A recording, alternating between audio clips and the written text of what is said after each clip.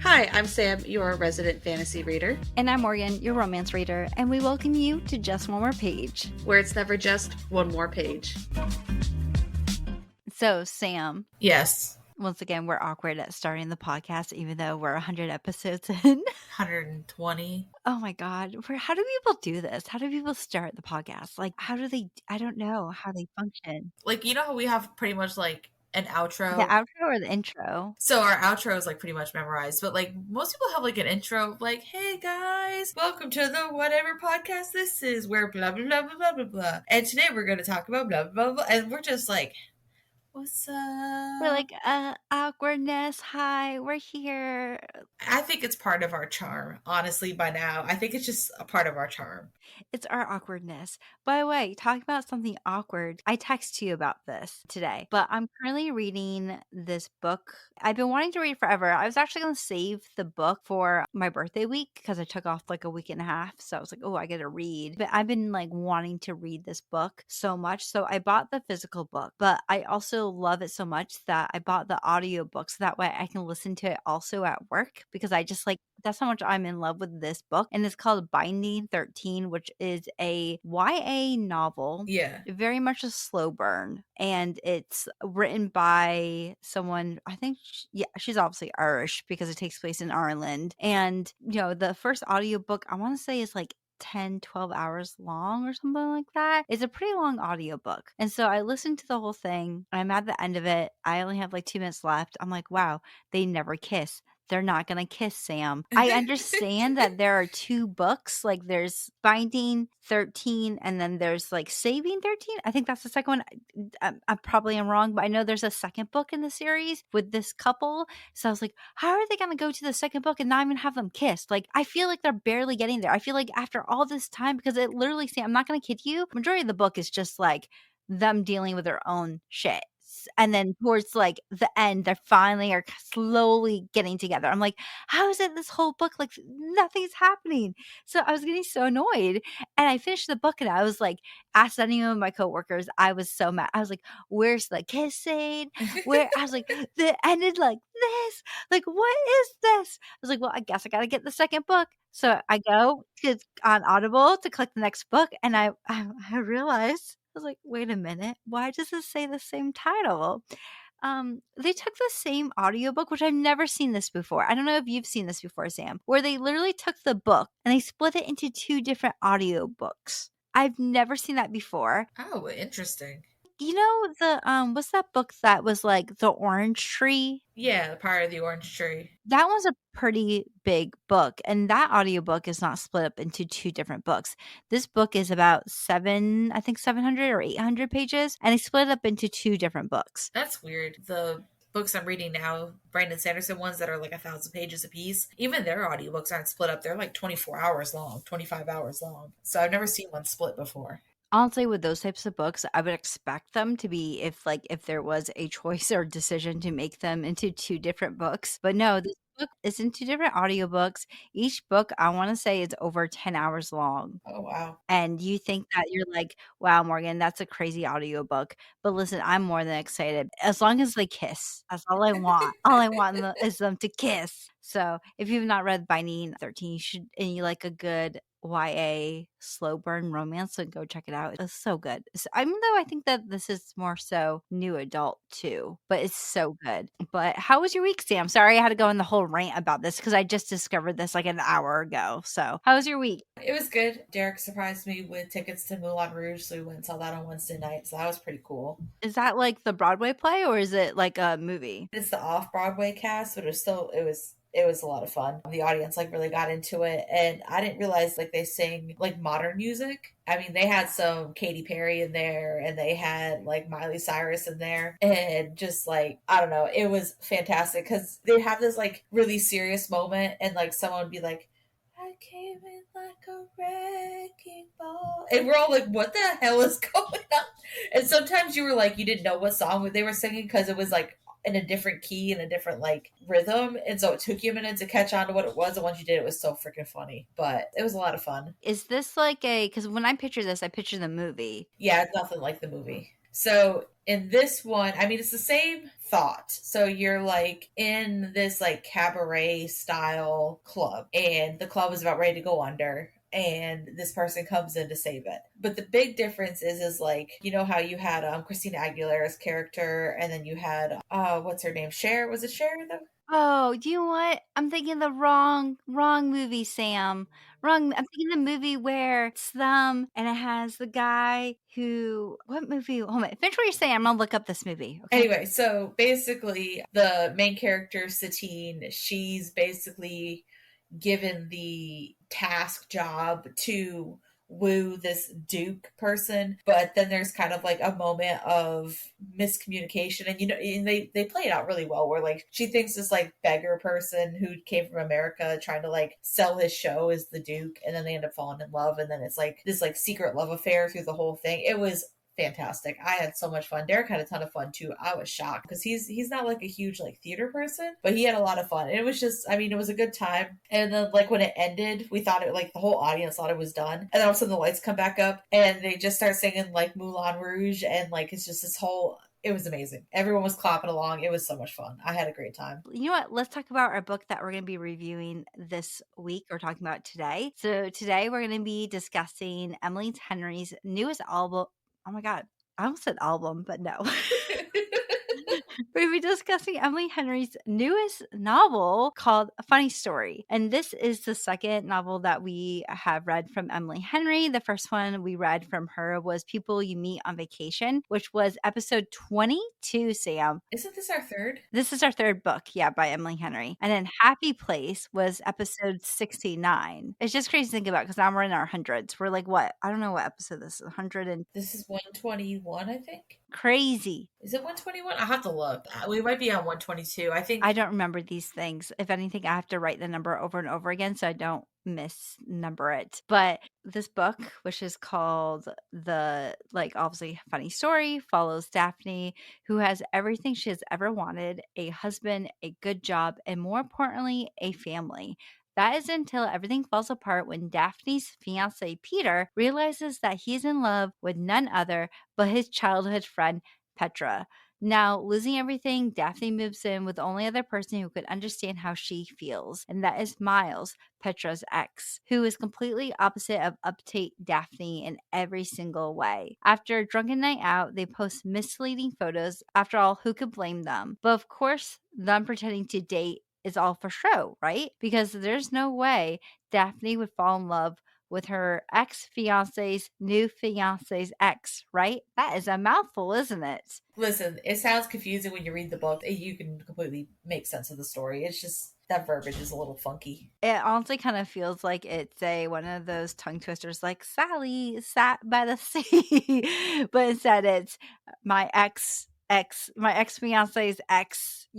Yeah, that's how it is. But I don't know about you, Sam, but I don't know. I had mixed feelings about this book. Thing I do want to say, for me, for personally, I think that Emily Henry has a great way of writing banter. She does a great job of writing a realistic chemistry between her characters, and that has you, like, you know, kind of leaning out of your seat, wanting to know what's going to be happening next. And I really do love reading a book where there are, like, you know, grumpy versus sunshine trope, or grumpy sunshine trope.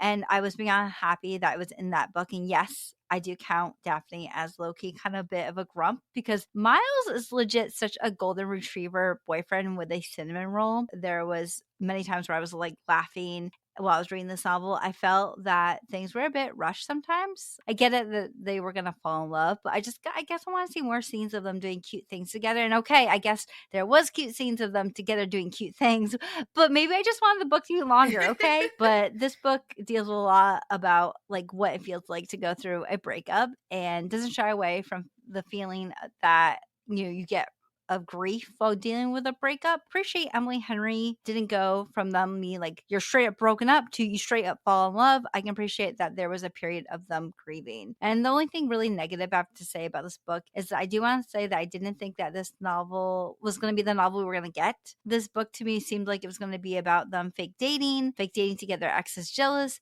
which would lead them to falling in love. Instead, the exes kind of showed up a couple times, but they were never a main theme. But at the end of the day, I really did enjoy the story. story. I fell in love with the characters. Plus, if anyone knows a man like Miles, please send them my way. Just saying. Because I love a good golden retriever boyfriend. But I rated this book 3.5 to 4 stars. What do you think, Sam? It was cute overall. Like, I mean, I enjoy with Emily Henry's writing that she's not like, I mean, it's obviously a romance book, but she's not usually all, like you said, like 100% all in 100% romance. I don't know how many times I could fit the word 100% into this. And that she deals with like emotional backgrounds. We get a lot of background story about Daphne and her family and stuff, more than I expected, honestly. It was cute. I gave it like 3.5 stars. It wasn't hard to get through. It's just kind of almost too predictable for me to like. I kind of knew what was going to happen, when it was going to happen. It follows like the same beats, because this is our third book that we've read from her, and so she kind of follows the same like writing pattern for her stories, even if the characters and the situations change. And so I kind of was like, oh, I already know kind of what's coming up next. But like, I had moments where I actually like giggled out loud, and I was like, oh, that's really funny. But compared to the other books that we've read from Emily Henry, how would you rate this one? Like, with Happy Place and People We Meet on Vacation. I know you read Book Lovers, but don't count that one, okay? Where would this one fall in your rating? I think in the middle. In the middle? Yeah, I liked Happy Place better. Really? I feel like Happy Place to me was lower than this. I feel like my favorite one was People We Meet on Vacation, and then this book, maybe? I don't know. I wasn't like Happy Place in this book kind of falls in last for me. I just like, I liked it for what it was, but I guess like I was so sold in my head that we're going to get a book where they're making their exes jealous that I was like, I was in love with that idea of it. So when we didn't get that idea, I was like a little chipped. I was like, wait a minute, where's my fake dating? Like making your jealous, where is it? So I guess I was just like a feeling a little like I once again gypped because of the fact that we didn't get that. I really did like it. I think that Emily Henry is a fantastic writer. I've read many of her other books, such as What Happened in Splendora. No, When the Sky Fell on Splendora, which was a like YA book that she wrote years ago. Fantastic. So I think that Emily Henry is a fantastic writer. She just has a way of like making these characters realistic. Her characters that she wrote don't feel the same that they were in another book. So I can appreciate the fact that she's able to make new characters, make them feel cough, Ellie Hazelwood. We don't what? Shade? What? No? Nothing. But I don't know. I really liked it. I thought that was a cute book. And I honestly could see this turning into like a movie, can't you? I mean, I could see all of her books turning into movies, and I'm shocked like if she doesn't have a movie deal yet. My brain's not working. I'm getting ready to take my final exam. I'm going on fried moments now, but I'm shocked she doesn't have a movie deal yet. If she doesn't, I'm sure there's one coming down the road for sure, because all of these Wattpad stories that keep getting movie deals, she's gonna get one eventually. I hope so. Yes, talking about that, I love Wattpad stories on Netflix. As much as I'm like, ew, this feels like a Wattpad movie. And I'm like, let me snuggle into bed with popcorn and watch this, though. I'm obsessed. Listen, those Wattpad movies, I mean, they're terrible, but they're like a weird guilty pleasure. And they're a lot of fun to watch. You're just like, it's terrible, but you enjoy it for how terrible it is. There's one I just watched that it took place in Italy. And I was like, ooh, I need to watch this. It was the most cringy. Is that like Tearsmith one? Yes, it was the most cringiest movie I've ever watched. But oh my goodness. Okay, so let's go into our spoiler section. So if you have yet to read a funny story, then please go do so and come back. Or else you can check out last week's episode in which we read The Midnight Library. But by the way, if you don't know, The Midnight Library also made me cry. So thank you for that, Sam. You're welcome. Yeah. Cried so much. But if you have read the funny story, then let's talk about it. So, Sam, the first thing I do want to talk about, which was the first part of the book, the first chapter of the book, because I feel like I've never felt this type of anger before that I had, where Peter, her fiance, comes home for his bachelorette party, and she's like being a good fiance. She's sleeping on the couch, waiting for him to come home, and he comes up and he's like, hey, so I'm actually in love with my childhood best friend. After she asked him, like, is there anything happening? He's like, no, I don't view her that way. And then after he's like, I want to call off the wedding. I'm in love with her. We're going to go like to Italy or something like that for you to calm down for a week just so you can get your head straight. And then he's like, gives her apartment listings. And she's like, well, where are you going to come when you come back? And he's like, these are the apartment listings. And he's like, my name's on the lease. Sam, I wanted to throw the book. This audacity of this man. Listen, I mean, I knew this man was going to be slimy just from the like summary alone about like that he went off with his best friend and then decided to like that whole mess anyway. When she was like, "Oh, like you're going to find an apartment," and he's like, "No, these are for you." I was like, if I could reach through the book and punch a character, I would have punched him right then, because that was so not okay. So not okay. I mean, granted, it's how she gets living with Miles and stuff, but like still not okay. And he's just a slime ball. He's a slime ball through the whole book anyway. We don't get a whole ton of it, but when we do, he's slimy. He is so slimy. I absolutely hate him. And I don't like Petra either. And, you know, Petra is kind of viewed throughout the story, even by Miles, that Petra is like a nice girl and that she's really sweet. And she's the type of person that would go into the bathroom and be like, try my new lipstick. Oh, it's your color. You should have it. But I think Petra is a mean girl. Oh, for sure. We don't really get to see Petra like that throughout the book. Like, we really don't, which is really quite frustrating me, because like the only scene that we get a little bit of Petra, they're at the party and Petra sees them together and they get kind of jealous. And you see there's this like slight scene where Petra, like, her eyes flare for a second and then she goes calm. She's like, oh my God, hey. Like, I don't know. I wish there was a scene in which, I don't know, Petra got it, because, I mean, you know, Peter did get it, but Petra, that whole situation bothers me, because like, you know that you had so much chance to be with Peter, but the minute that Peter was getting married and a week before his actual marriage to a woman that you've met, that you've hung out with, that you've, like, I'm assuming made sure that you guys were just friends, and then you do this. Ooh, I wanted Carrie moment. I wanted blood splattered, pig's blood on her. Like, I was so mad at both her and Peter. Yeah. It made me so frustrated. But I guess for me personally, I don't know about you, Sam, I really wanted a lot more scenes with them, because I thought that this book was going to be more of a fake dating of them trying to get them jealous. Yeah, I kind of was like secretly hoping the wedding was going to actually happen when they like RSVP'd to it. And then when Peter turned around and he was like, well, you don't actually have to come. It's like, well, why did you send the invitation? Why did you send the invitation? Just to be like, look what I'm doing? And then to turn around later on and be like, well, I broke it off with her. Like, Miles isn't good enough for you, blah, blah, blah. It's like, well, if you don't think he's like, you, like, what, huh? Shut the, that's how basically my brain was shutting down. I was like, what the hell are you doing, Peter? Like, go sit down. You made your bed. You go lie in it, either with or without Petra. Like, you have no say in Daphne's life whatsoever. You lost your chances. He is just, he, like, I do wanted him more into the story and stuff, but for the little scenes that we got, I was like, I hate you. I haven't hated a book character in a very long time like that, and I hated him. I really disliked him and Petra. I think my favorite scene, though, in the book was when they went to the party and they were there and they saw how happy they were together. And it made me smile, because I was like, haha, they can be happy without you guys. Look how miserable you guys look. I don't know if they look miserable, but I'm assuming they did. Another character I didn't like, but then I came to like, was her father. Interesting. Daphne has a really messed up relationship with her father growing up, where he's barely in her life, where he has never really treated like she was the priority in her life. And when she was younger, he would take her to the library.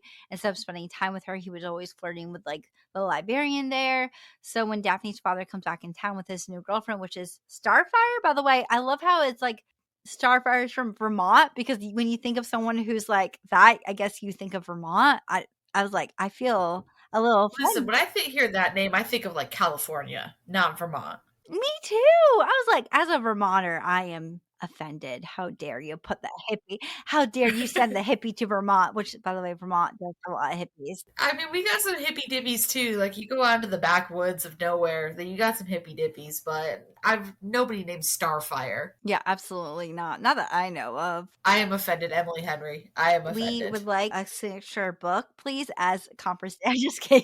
I'm just kidding. Yeah, we need reparations. So, like, so when Starfire comes with him and they show up to the party, apartment and they're like, hey, we're here. You think that everything's going to go up in flames. But in reality, her dad is a lot better. And I honestly, I don't know about you, but I felt really bad for her because like I felt like this is the dad that she's always wanted, but her dad has changed not for her, but for another woman. Like, how did her relationship with her dad make you feel? I guess the way the author wrote it, it was like she started out with like her dad basically being what he's always been. He comes into her life, like showers her with affection and love and whatever new girlfriend he has, and then he just disappears all of a sudden. It is annoying that it took Starfire to make him change, but if that's what it took to make him change and have a better relationship, then like it doesn't matter how you got there as long as you got there, kind of thing. That was nice. So also, Daphne's father reminds her of Miles in the book. Do you think that Miles is the same as her father? And if so, how is he different from her father? I feel like the only real comparison you can make between the father, her dad, and Miles is like how sociable they are. Like they make friends really quick and very easily. But I feel like Miles is a more loyal person versus her father, because her father goes in and out of girlfriends and he just kind of comes in and then he disappears and he comes in and he disappears and there's really no explanation, versus I feel like Miles is a much more like he has the ability to commit a little bit better than her father does. So, I mean, they say you marry your father, that you marry your mother. So, I mean, Miles has some characteristics of her father, but I think he has the good sides of her father, not the ones that need to be changed. I do agree. I think that Miles is very loyal. And I also thought it was very sweet that Miles, after her father left, he went and drove to her father and bitched the father out, was like, "Ah!" So I love that Miles has that much love for her that he would do that and so much loyalty about her. Another character I do really want to talk about is Julia. Right?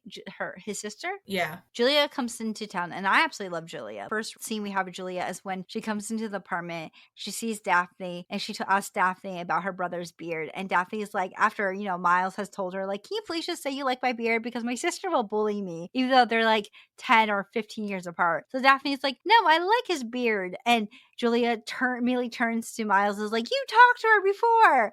And I just love Julia's character. I felt like she was the sunshine character. She was so sweet. But I do wish that we got to more scenes with her. Like, I felt like the whole scene of us finding out why she was there, why she didn't want to move back to Chicago, like, it was just a weak reveal, I thought that there was going to be some big reveal about it. I thought that the mom was going to come and see Miles. Instead, it was just like, oh, the mom found her address and then went there and harassed her, so she lost her job. Yeah, I feel like because we were able to get like such big scenes with Daphne and her father, I was hoping for like a big scene with Miles and his parents too, especially with like how terrible they were to him and then his sister subsequently after he had left. It just kind of felt like a lot of build up for like no reward with that relationship, at least. I mean, I loved his sister, and then I also loved Ashley too, the library friend that she made. But no, I wish we had like, I guess, a moment for Miles to tell his parents off with how terrible they were to him and how abusive they were to him, like emotionally. And it just like never actually happened. We were just like, oh, I guess everything's hunky-dory now. Like, we'll never talk about them ever again.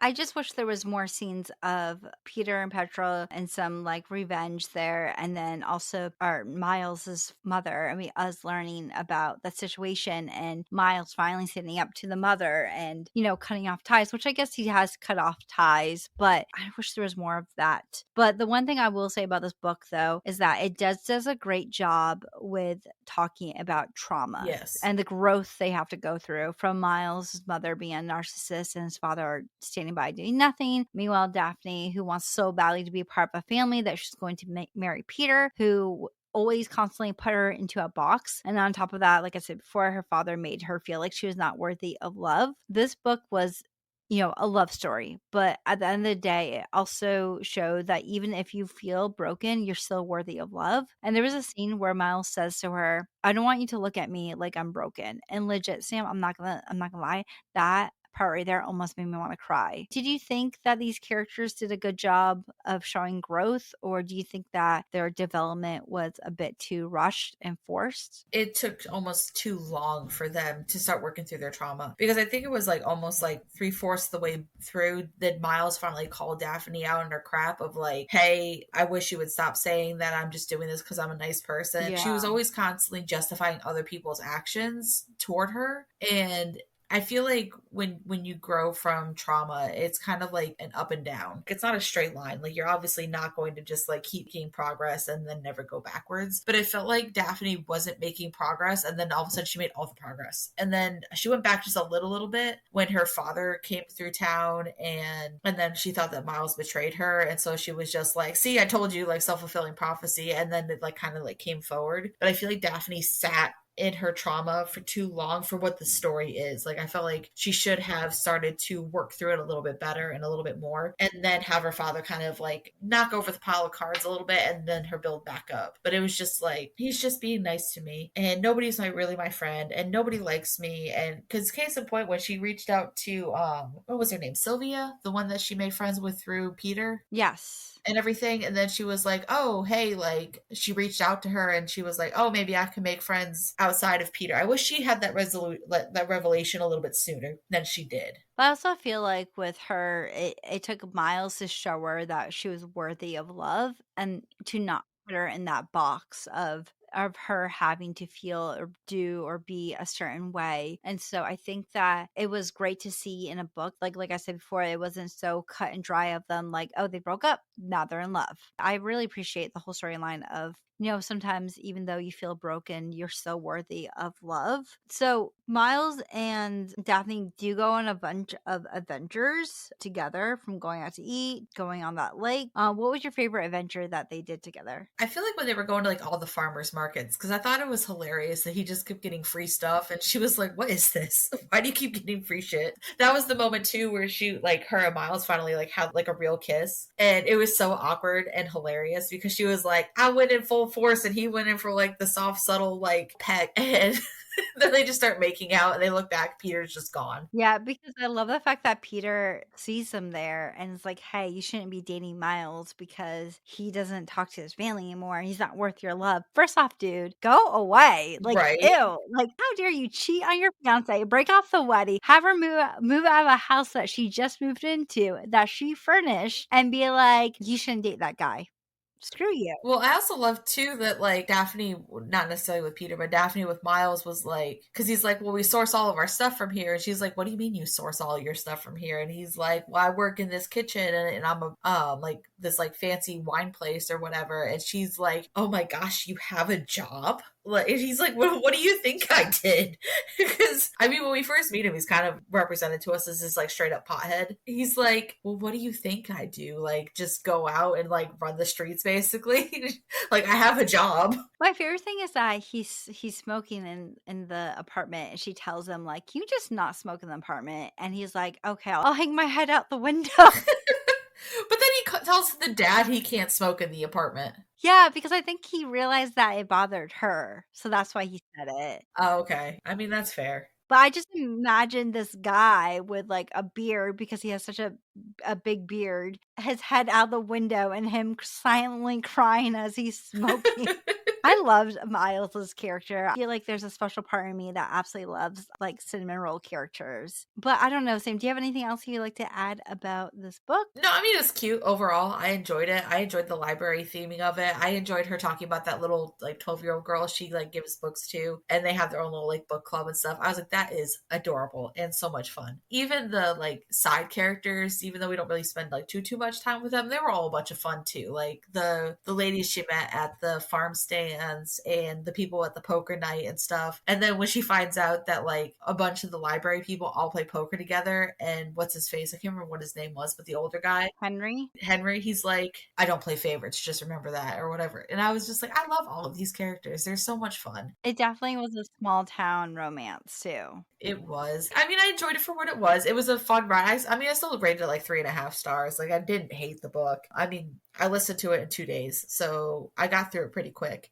But I don't know, 3.5 stars. It's a cute love story. I enjoyed it for what it was. I mean, I've had this on pre-order since like December, so I was excited to have it come in. You know what? I'll keep reading Emily Henry books. We can keep reviewing them on the podcast because I know you have a good time with them, and I have a good time with them too. Yes, I love it. Well, talking about book that I'm going to love, let's talk about the book we're going to be reading next week. So next week, we're going to be doing something a little bit different. We decided that each month we are going to rotate, and each of us is going to choose a book for us to read. A couple weeks ago, or really like 2 weeks ago, Sam picked The Midnight Library, which once again made me cry. So thank you for that, Sam.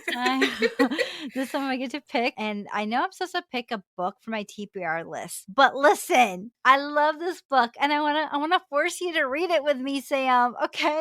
This book is legit The Mummy, Indiana Jones mixed together. It's a young adult novel. And fun fact, I actually got this book because the cover looked really cool.